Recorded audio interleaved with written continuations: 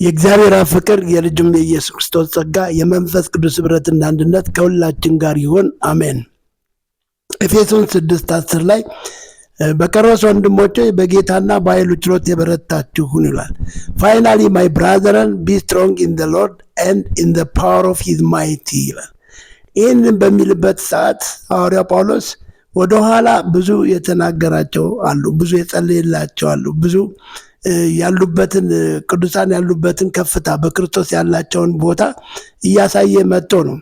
ወደ ቁጥር ምዕራፍ 1 ላይ ስንመጣ ቁጥር 15 ላይ እንደዚህ ይላል ሐዋርያ ጳውሎስ፣ እኔ ደግሞ በእናንተ ዘንድ ስለሚሆን በጌታ በኢየሱስ ስለማመንና ለቅዱሳን ሁሉ ስለሚኖራችሁ መውደድ ሰምቼ ስለእናንተ እየጸለይኩ ስለእናንተ እያመሰገንኩ ማሳሰብን አልተውም ይላል። ሐዋርያ ጳውሎስ ይህንን ነገር ሊል የቻለበት ምክንያት የቅዱሳን ፍቅር ለቅዱሳን ያላቸውን ፍቅርና ለዛ ያላቸውን ምላሽ ነው ልቡን የነካው። ይሄ ነገር ጌታ ኢየሱስ ክርስቶስ ምዕራፍ 15 ቁጥር 12 ላይ እኔ እንደወደድኳችሁ እርስ በርሳችሁ ትዋደዱ ዘንድ ትእዛዜ ይህች ናት ብሎ የተናገረው ክፍል አለ። ዋና ትእዛዝ አድርጎ ካስቀመጠው አንዱ እርስ በርስ መዋደድ ነው። ዛሬ በዚህ ጉዳይ ላይ ብዙ ድክመት አለ፣ እንደውም ጭራሽ የለም ማለት ይቻላል። የቅዱሳን እርስ በርስ መዋደድ ትልቁ አንዱ በጌታና በኃይሉ ችሎት የመበርታት አንዱ ምንጭ ነው። ፍቅር ኃይል አለው፣ ፍቅር ጉልበት አለው። ስንት ወንድሞቻችን ናቸው አሁን በቤተ ክርስቲያን እየተጎዱ ያሉት? ስንቶቹ ናቸው በኑሮ የተጨነቁ፣ የሚበሉት ያጡ፣ የቤት ኪራይ የሚከፍሉት ያጡ? ነገር ግን በቤተ ክርስቲያን ስንመለከት መድረክ ማስጌጥ፣ የአዳራሽ ማስዋብ፣ የህንፃ ግንባታ አካል የክርስቶስ አካል ያ ማለት ህንፃ አይደለም። የክርስቶስ አካል ማለት ሰው ነው። በዚህ ዙሪያ ላይ ብዙ ሊሰራበት ያስፈልጋል። ስለዚህ ሐዋርያው ጳውሎስ ይህንን ነገር ሲጸልይ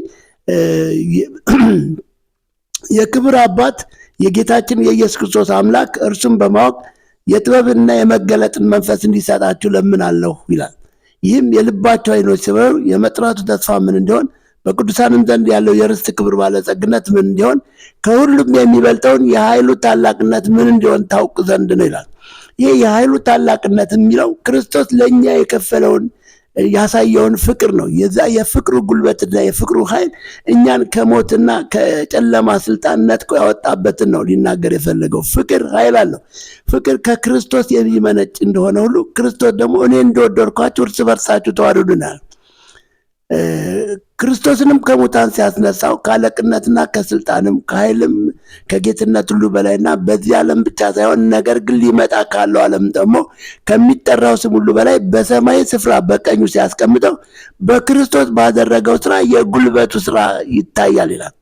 ይሄ ኢየሱስ ክርስቶስ እኮ ምንም እኮ ጉልበት እኮ እንደ አዲስ አግኝቶ አይደለም።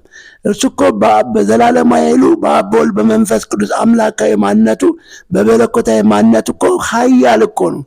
ስለኔና ስለእናንተ በመስቀል ላይ በመሆን እኛን ከሞት የነጠቀበት በኢሳይያስ 53 ቁጥር 12 ላይ ከኃያላን ጋር ምርኮን ይከፋፈላል፣ ነፍሱን ለሞት አሳልፎ ሰጥቷልና ይላል። ከኃያላን ጋር ነው ተናጥቆ እኮ ያወጣን። ከዛ አውጥቶ እኮ ነው በአብ ቀኝ ያስቀመጠን። በአብ ቀኝ የተቀመጠ ሰው እንዴት ምድር ላይ ባለ ነገር ላይ ሰው ይወዛገባል? ስለዚህ በዚህ ነገር ላይ እርስ በርስ በመዋደድ ትልቅ ጉልበትና ትልቅ ኃይል ያንሰናል ብዬ ነው የምለው። ይቀጥላል ትምህርቱ። ነገር ግን ይህንን ክፍል ላይክና ሼር አድርጉት። በክርስቶስ ኢየሱስ ያለ ፍቅር ትልቅ ኃይል አለው፣ ትልቅ አቅም አለው። ኢየሱስ ክርስቶስ ያድናል። ተባረኩ።